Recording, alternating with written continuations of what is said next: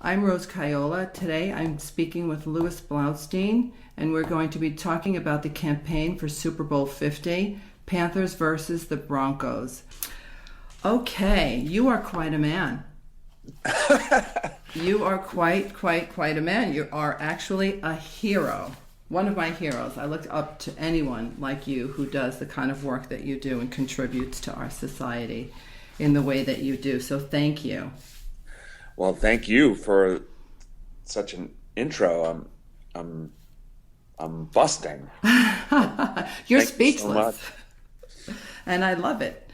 So you're the Sure. founder of Green Sports Blog. Now, Yes. with your history, how did you end up in the green world and being so passionate about it, coming from a whole marketing background?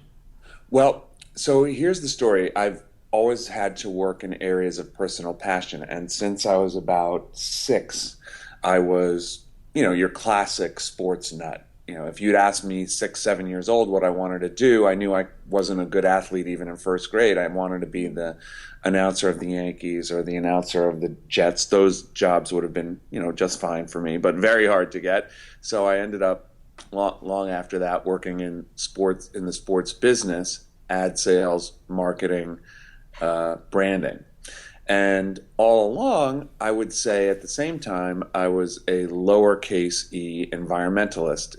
I was into hiking and cycling, and it animated my voting decisions, but passion for the environment was not at the same level as my passion for sports.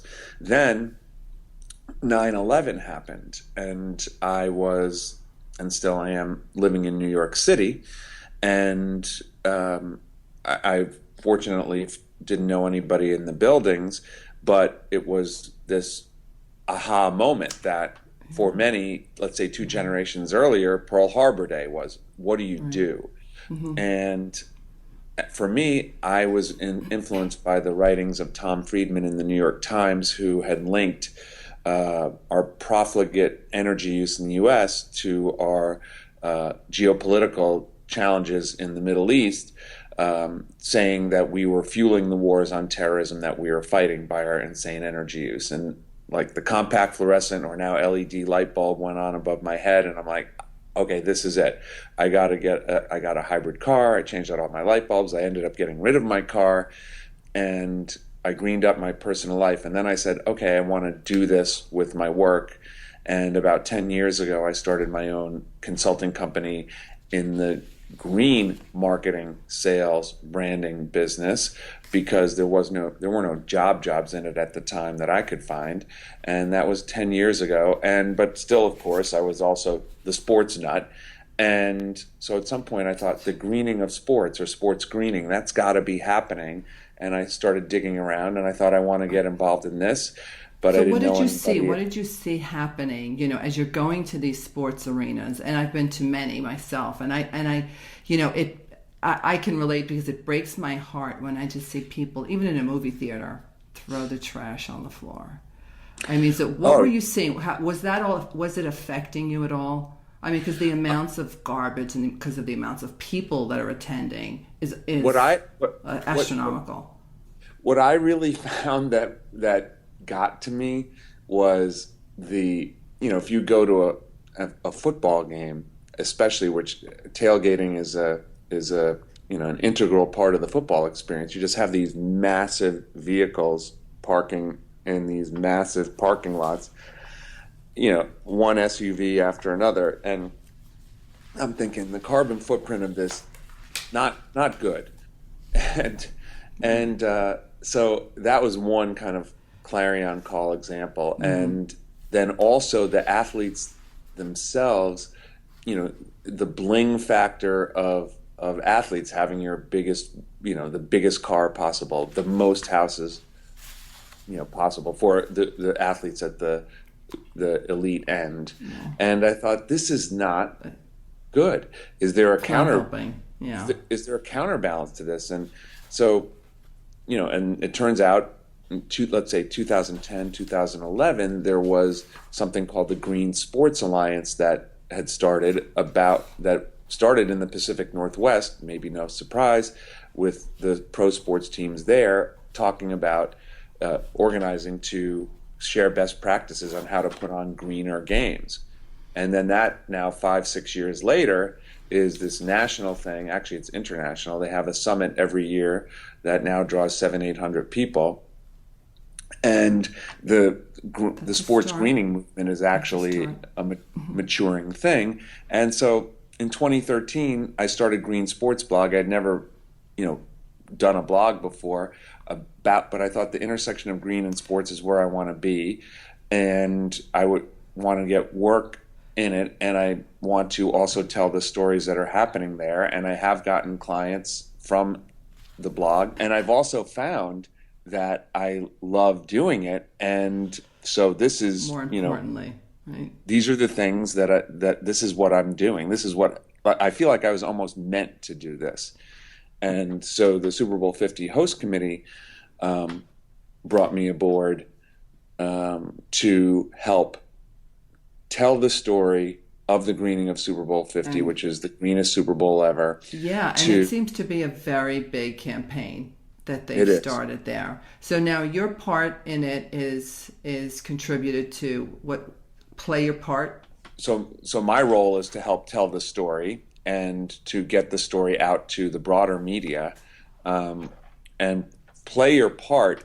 So if I might, the committee has built their commitment to sustainability on what they would call 4 pillars. 1, reducing climate change. 2, efficient use of resources. 3, getting fans engaged, which really in mega sports events have never been done before in the greening, in the sustainability efforts. And 4, leave a legacy for the Bay Area from having done this Super Bowl for sustainability that lives on well beyond when the game's over. And so play your part goes to 3 and 4. It's great. I've seen it, and please let's just tell them what the website is. And also there's the hashtag play your part, but it's the website is playyourpart.sfbaysuperbowl.com. Right. And let me just take a few seconds to explain play your part. And in fact, it's such a cool program. So it is a cool program.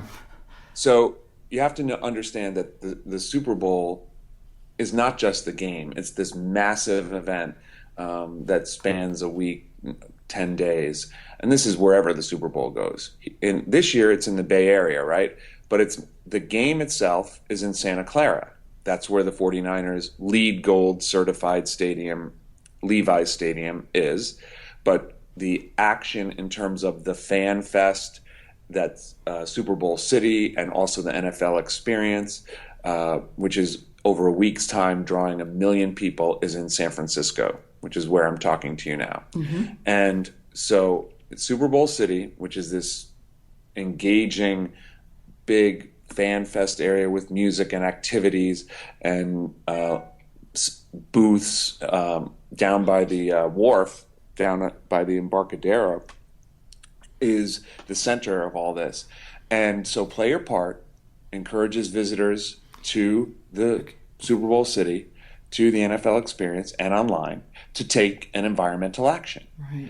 If it could be ride your bike. Yeah, I love it. Ride your bike to the event, ride your bike to the Super Bowl, right? Bring your own water bottle. I'm sorry, I have to give that away because I think it's so great, and I want to be the one to tell everyone.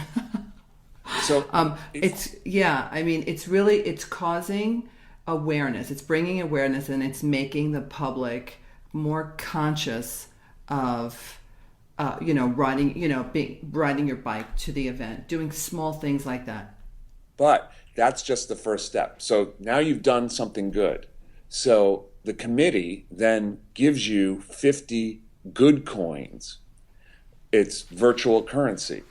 With those good coins, the committee has scoured the Bay Area for environmental nonprofits, and many applied to be part of this program. 4 were picked to then get awarded funds from this, the 50 Fund, which is the philanthropic arm of the Super Bowl 50 host committee. So you put your good coins on one of the four environmental charities, the one that most strikes your fancy, Right. and then the funds from the host committee are directed to those charities based on the good coin decisions of the fans who've taken the green action. So you do good, then you do some more good, and then you have a chance to feel good because by doing this, you enter into a sweepstakes. Exactly. So you're doing good for your environment. You're doing good for your society, which of course is going to result in you feeling better about yourself. And you also have a chance, because this is marketing and smart, and I didn't think of all this, but I think it's just a great promotion. You could win 2 tickets to Super Bowl 50 by doing it. That's a beautiful incentive. I mean, and why not? I mean, if you're going to play your part and be that active, that's a great reward. How does it, you also have, I went online and I looked, there's transportation. We said, we talked about taking your bicycle or probably even walking if you can, or public transportation, food. Right, if you bring in your own snacks or something. So how's the stadium taking that? One is the water bottle issue. So they're not allowing water bottles into the stadium or even into the tailgating area, but they're having these refillable water stations within the stadium and throughout the tailgate area. So disposable water bottles, no. Refillable water bottles you can have in the tailgate area. Obviously, you can't bring those into the stadium for security reasons, but they will have the water stations in the stadium itself. Okay, so in terms of food, and I don't know exactly about if you're allowed even to bring your own food into the stadium for the game. Security for this is most of the times they're not. Yeah, so I would say that's, I'm going to say virtually certain, it's a virtual certainty that you won't be able to. But know this about Levi's Stadium, that the food that you buy there is locally sourced. It's in fact, they have a green roof and they grow their produce on the roof of Levi's Stadium. That's actually, I did read that. So they are Levi's Stadium is also taking and playing its part in this sustainability campain. Very good. Are they donating any money? You know what? I don't know. Probably a bad question for me to ask, but so Levi's is among big corporations.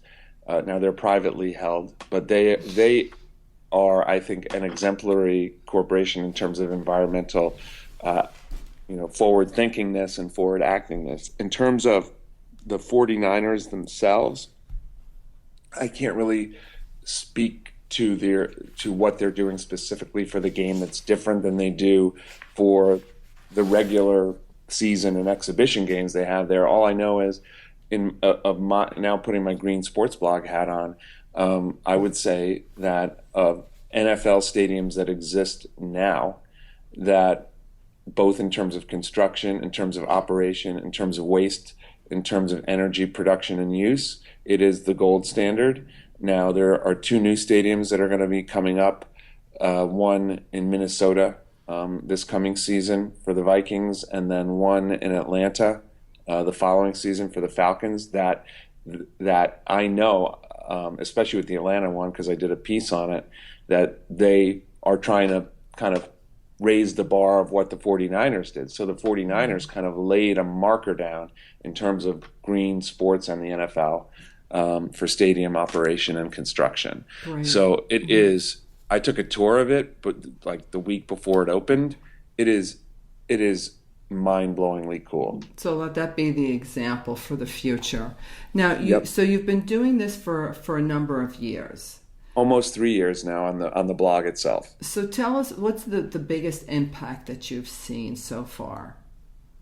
Well, so here's where the rubber meets the road, and what the committee is doing, I think, is getting to your question, because it's one thing. I think what the sports greening movement has done great is to green the games, as you know, by making LEED certified stadiums, by when a new stadium is built and an old one is demolished, to use, you know, the construction materials from the old stadium and building the new one, or in another construction project, to diverting waste from landfill, to doing, pun intended, the blocking and tackling of greening the games.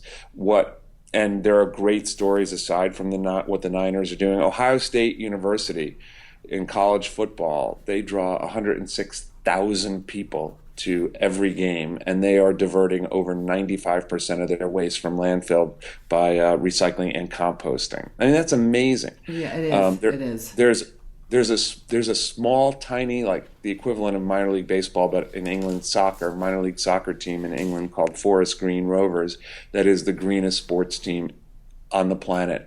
They're owned by a guy who owns a solar and wind company, and he is making them the kind of petri dish of green sports. I mean, they have a solar powered mowbot that mows the lawn. Okay, That's great. We got to see that.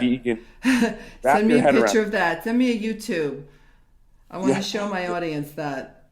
They only serve vegan food. This is in like the middle of like the industrial belt of England.